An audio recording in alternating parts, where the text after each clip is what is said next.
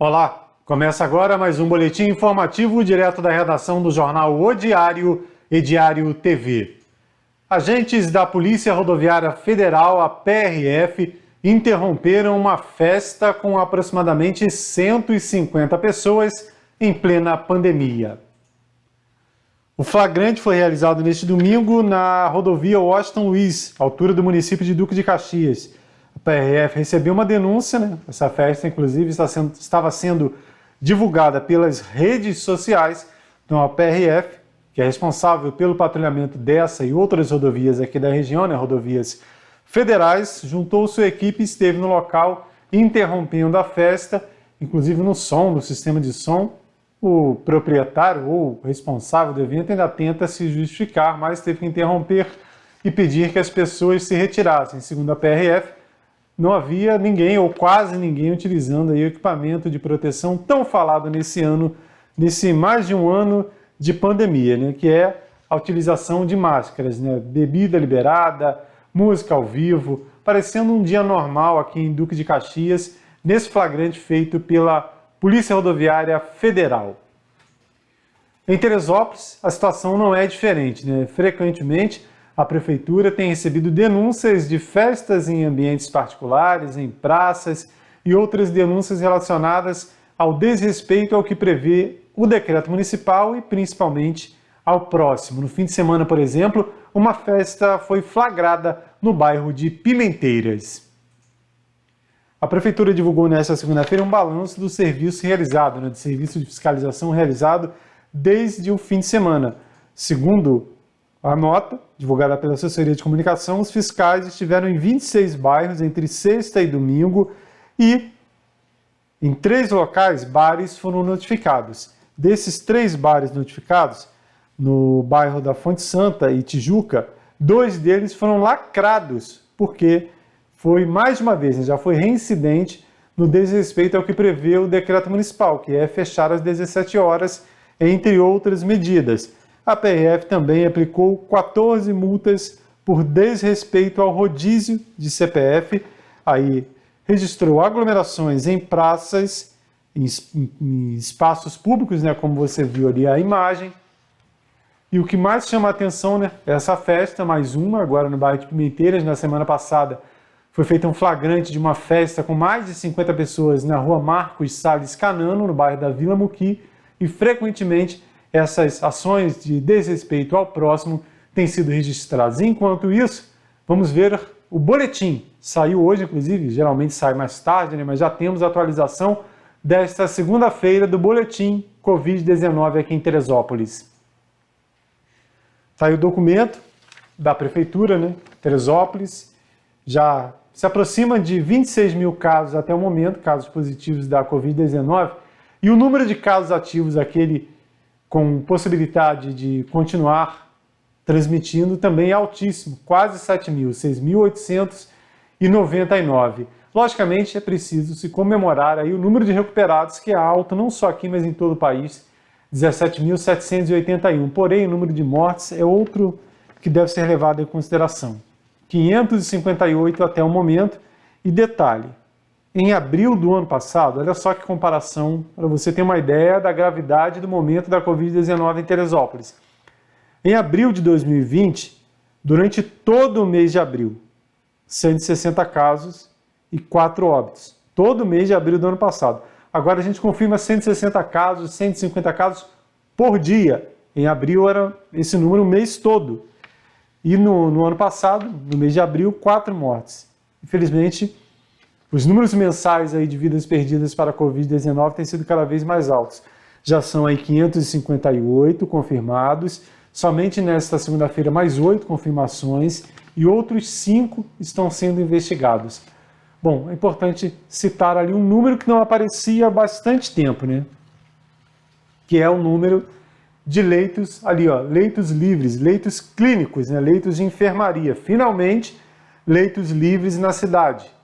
4 leitos livres e leitos de UTI para casos mais graves não temos ainda. De 50, todos ocupados e 21 entubados. Também um número bem alto aí em comparação aos próximos meses. Lembrando que o gabinete de crise da prefeitura está reunido para a produção de um novo decreto, termina nesta segunda-feira, dia 12, a validade do último decreto que prevê esse rodízio de CPF, de circulação, de atendimento, de bares 17 horas, restrição de barreira sanitária. Então o gabinete de crise está reunido para divulgar aí um novo decreto ou ampliar a validade desse. A gente ainda não tem informação. Se ela sair até a passagem, até o término do boletim, a gente divulga aqui logicamente. Caso não tenha sido concluída ainda essa reunião da prefeitura, que envolve o gabinete de crise, Secretaria de Saúde, prefeito, aí a gente divulga na programação da Diário TV, aqui na barrinha de notícias, nas nossas redes sociais, também na página do Jornal Diário, netdiario.com.br. Você que estiver assistindo aí na terça-feira, na reprise, logicamente já terá essa informação. Bom, o que a gente tem é o calendário da segunda dose. Já temos o calendário de segunda dose previsto e o atendimento para esta terça-feira. Está aí, segundo informação da Prefeitura, quem se vacinou nos dias 20 de março, 23 e 24 desse mesmo mês, nesses 3 dias aí do mês passado, já pode receber a segunda dose da Coronavac. Quem recebeu a Coronavac, porque a outra vacina de Oxford, o período é maior. Então, nesta terça-feira, dia 13, é a segunda dose para esse público. Repetindo, 20, 23 e 24 de março. Quem recebeu essa dose aí já pode receber a segunda nessa terça-feira aí. São 3 pontos de vacinação lá na Secretaria Municipal de Saúde, no bairro da Tijuca, 9 às 15 horas, 9 às 3 da tarde. Em Pessegueiros, segundo distrito, em frente ao PSF de Pessegueiros, e em Bom Sucesso, em frente à UBS de Bom Sucesso. Lembrando que nesta segunda-feira foi realizada a vacinação do público de 67 anos, uma continuidade da imunização da semana passada. A previsão é que, chegando mais doses aí da vacina contra a Covid-19, na quarta ou quinta-feira serão imunizadas as pessoas da faixa etária de 66 anos. Assim que sair esse calendário, você vê aqui na Diário TV. Vamos divulgar agora um gráfico interessante em relação à vacinação, divulgado pela Prefeitura.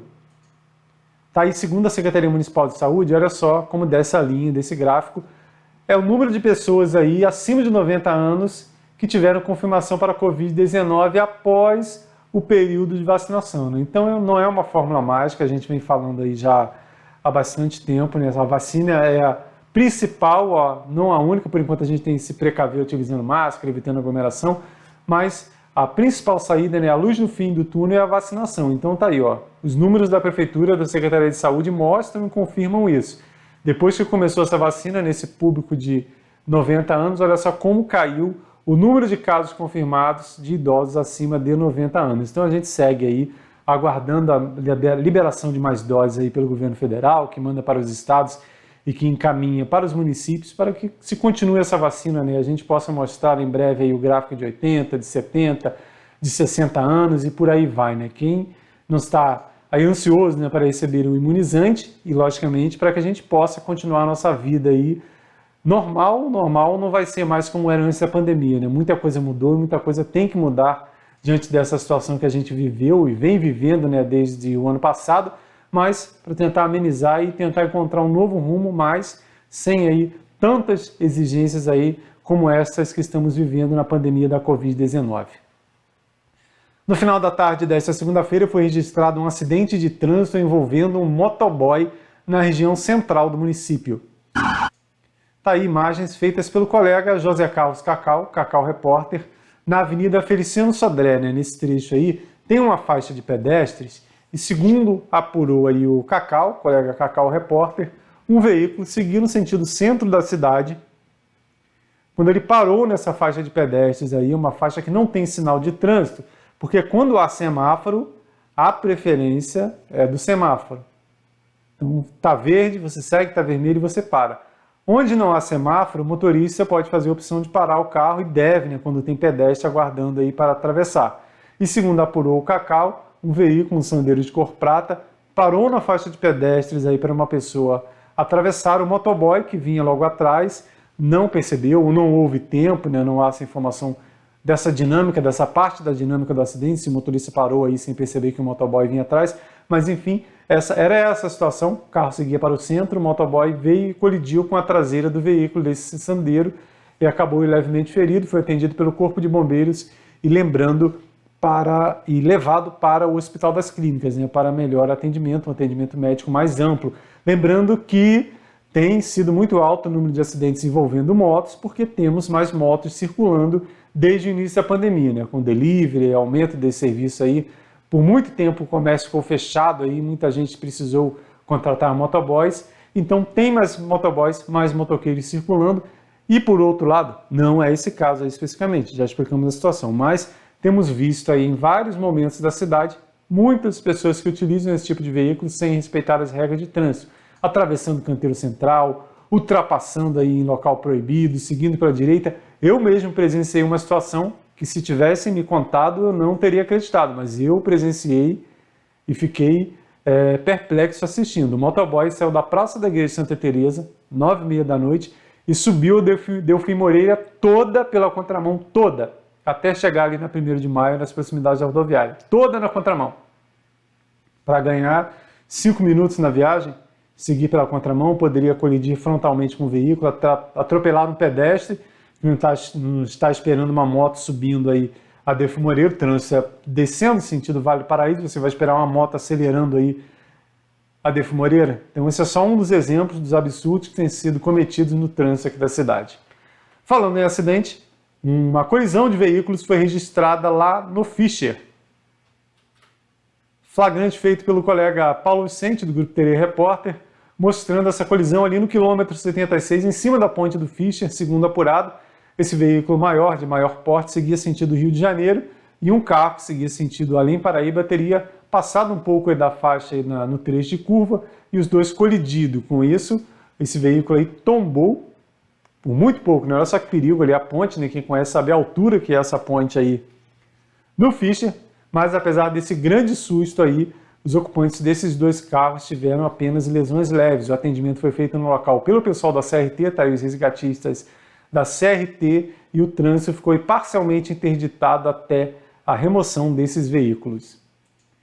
Nesta segunda-feira entraram em vigor algumas mudanças no Código de Trânsito Brasileiro. Vamos ver os principais pontos dessas alterações. Bom, o principal deles, que tem sido muito falado, é esse aí. A validade da Carteira Nacional de Habilitação passou para 10 anos, né? Até então eram apenas 5, agora serão 10 anos de validade para a Carteira Nacional de Habilitação. Lembrando que somente para caso de condutores de até 50 anos de idade. Acima de 50, mantém aquela data de 5 anos, e nos 70 cai para 3 anos aí para fazer renovação, como já é normalmente. Mas até 50 anos de idade, agora serão 10 anos para fazer a renovação. Ainda em relação ao documento, a possibilidade de acumular até 40 pontos na CNH. Até então eram 20, agora a gente passa para 40, isso se não houver aí caso de infração gravíssima, né? Senão volta à linha anterior. Outros 3 tópicos, no caso do uso de cadeirinhas, né, muito falado, né, até então eram 7 anos, obrigatoriedade de uso de cadeirinhas, e agora passa até 10 anos de idade, caso a criança não tenha atingido a altura de 1,45 m. Uma criança pequenininha, mesmo com 10 anos de idade, tem que utilizar a cadeirinha, e agora é obrigatório, cadeirinha de segurança. Recal, aquele momento que a concessionária lança o carro lá, a montadora, aliás, lança o carro, aí depois descobre que tem que trocar alguma peça, algum sistema. Caso a pessoa não participe desse recal, não leve o carro até a concessionária para fazer a mudança, não poderá fazer um licenciamento. Esse último tópico, fazendo uma correção, eu participei do programa do Hélio Carraceno agora há pouco, e a gente tinha uma informação apurada de um site, só que até o site atualizou a informação, a gente apurou a informação e faltou a palavra proibido nessa informação do site. Então, o correto é que a partir de agora fica proibido, né? Fica agora marcado lá no Código de Trânsito Brasileiro, que fica proibido que condenados por homicídio culposo ou lesão corporal sob efeito de álcool ou drogas tenham a prisão convertida em pena alternativa. Como falei, a informação divulgada anteriormente por essa página, que a gente fez a apuração, depois a própria página alterou, então a gente conserta aí, então fica proibido que condenados por homicídio culposo ou lesão corporal sob efeito de álcool ou drogas tenham prisão preventiva, né, sua prisão convertida em penas alternativas.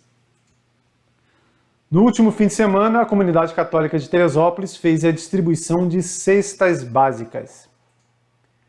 Tá aí, esse trabalho foi realizado ali na principal matriz da cidade, né? Uma das principais, né? A matriz Santa Teresa, em conjunto com a de Santo Antônio no Alto, são os dois padroeiros da cidade.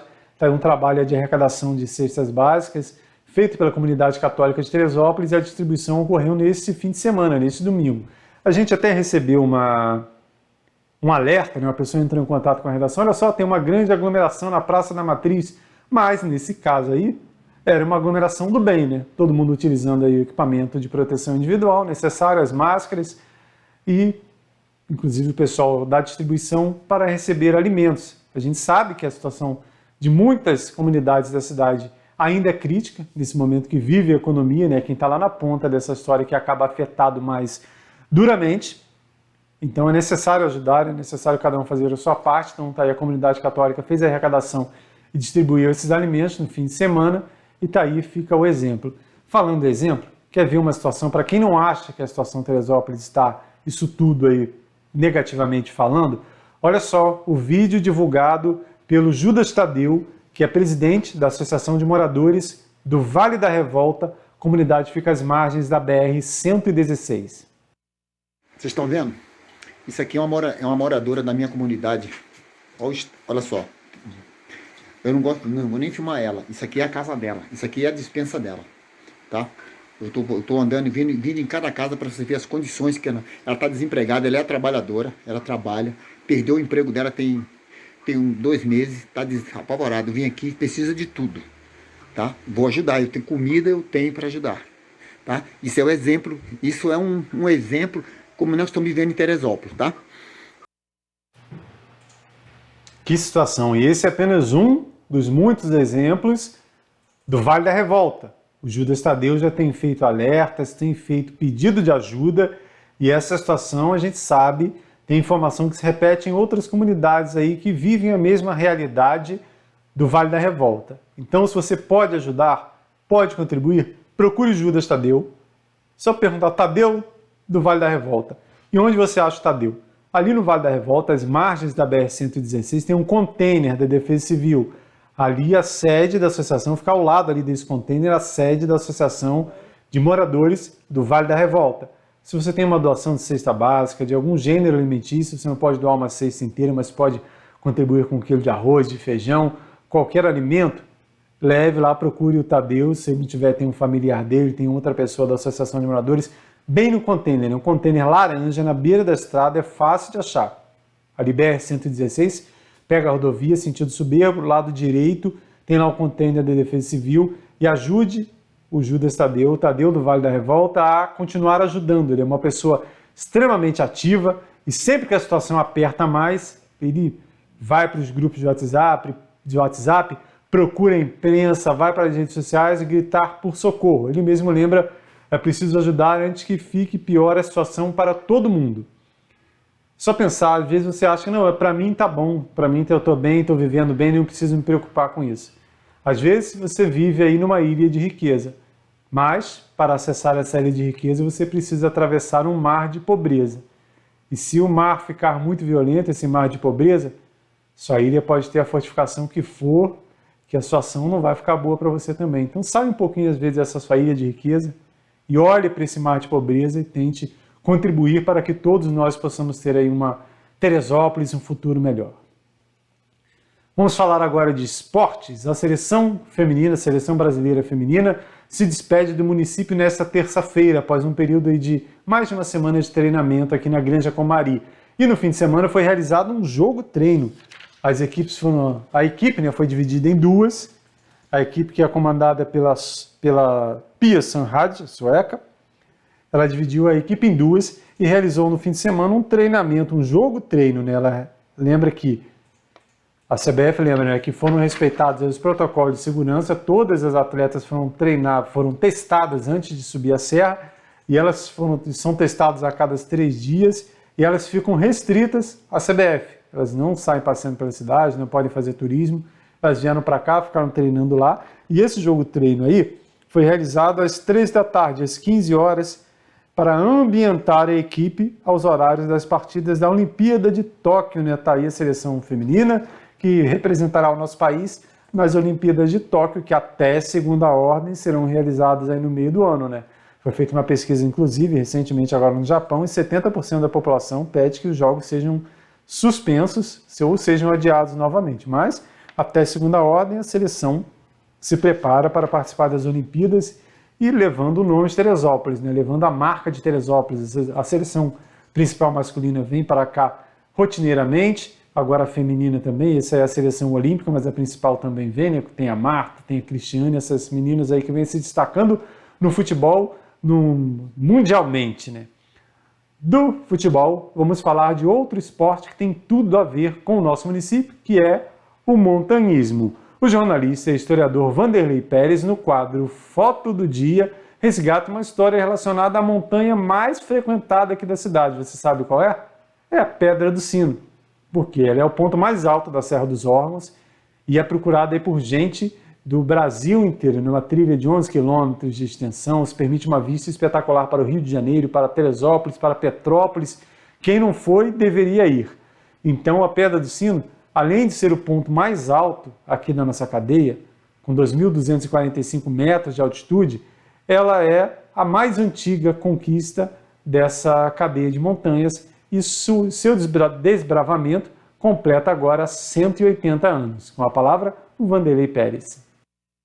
12 de abril, hoje é aniversário da conquista da Pedra do Sino, feito do botânico inglês George Gardner em 1841, quando ele então vem à Serra dos Órgãos, se hospeda na fazenda Marche, que ficava ali no alto, e vai fazer as incursões pela região.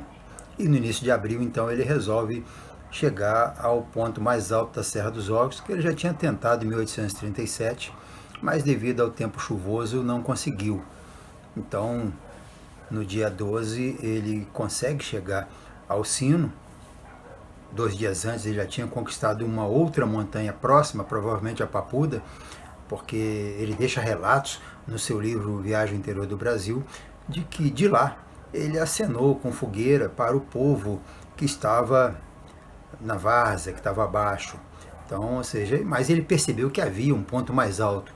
E então no dia seguinte ele vai chegar a esse ponto mais alto e ele ficou deslumbrado com a vista do Rio de Janeiro, da região em direção ao mar, dos dois pontos, à esquerda e direita. Então ele ficou entusiasmado com aquelas alturas e trazendo de lá diversas experiências.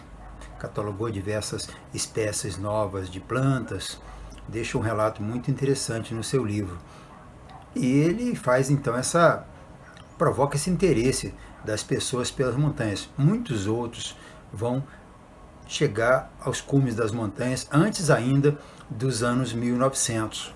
Né? Nós temos aí várias tentativas de conquista do Frade entre 1870 e 1890. Os relatos dos visitantes do Hotel das Montanhas, eles falam de pessoas que foram ao Frade. O Frade era muito cobiçado nessa época também. Aliás, tantas montanhas bonitas nessa Serra dos Órgãos, né? Tem até um projeto nosso, Redescobrindo a Serra dos Órgãos, daí a nossa fotografia do dia, que é uma fotografia do Elton Fernandes, que virou tela, virou quadro, a partir de uma série de quadros que o Camilo Michalka fez com esse nome, Redescobrindo a Serra dos Órgãos.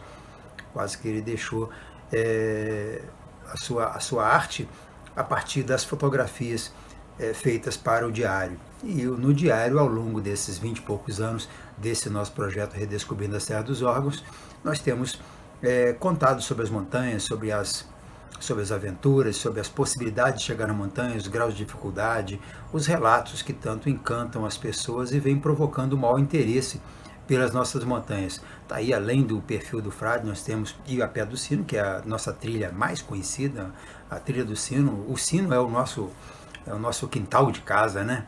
Então nós temos ainda a travessia Petrópolis-Teresópolis, o Dedo de Deus, que é marco do montanhismo nacional, a Agulha do Diabo, que está entre as 15 montanhas mais cobiçadas do mundo. Tudo isso é aqui no nosso Parque Nacional da Serra dos Órgãos, que tem ao lado dele o Parque Municipal Montanhas de Teresópolis e também ainda o Parque Estadual dos Três Picos. Quanto privilégio estar numa cidade cercada por 3 parques, não é mesmo? É isso aí. Lembrando que além do Serra dos Órgãos, que é o parque onde está localizada a Pedra do Sino, o Dedo de Deus, a Agulha do Diabo, os outros 3 que cercam o nosso município, os outros 2, aliás, né, são 3 que cercam o município, Serra dos Órgãos, Três Picos e Montanhas de Teresópolis, estão fechados por um longo período devido a essas restrições aí do decreto municipal, né? É aguardada a decisão do município, né, do que será feito, serão mantidas as medidas restritivas ou flexibilizadas para que as direções das unidades de conservação se posicionem, né? Será que os parques vão reabrir? Será que poderemos praticar atividades aí ao ar livre? Terá sido feita alguma flexibilização no sentido, por exemplo, de um número limitado de pessoas? Porque o questionamento, principalmente daqueles que dependem dos parques aí para o seu sustento, os guias de montanha, por exemplo, e são muitos aqui na cidade, é que enquanto a maioria dos estabelecimentos aí podem funcionar aí com 50% da capacidade ou fazendo rodízio de CPF, quem trabalha com parque não pode fazer nem isso. Os parques estão fechados, não é permitido nenhum acesso. Então, saindo desse novo decreto, deve haver também essa previsão aí dos parques, né, o que será feito. Continuarão de portões fechados? Teremos uma redução aí na capacidade de atendimento? Os guias e os montanhistas, os turistas, aguardam também essa resposta. Lembrando que assim que sair esse decreto municipal, né, estamos fechando o boletim, ele ainda não tem essa informação, você na reprise já terá, mas assim que sair o boletim, você vê aqui na programação da Diário TV, na nossa barrinha de notícias e também no nosso site, netdiario.com.br, ou nas nossas redes sociais, Facebook, Instagram e YouTube. Lembrando para você que acompanha a nossa programação pelo YouTube, não deixe de se inscrever em nosso canal. Até mais!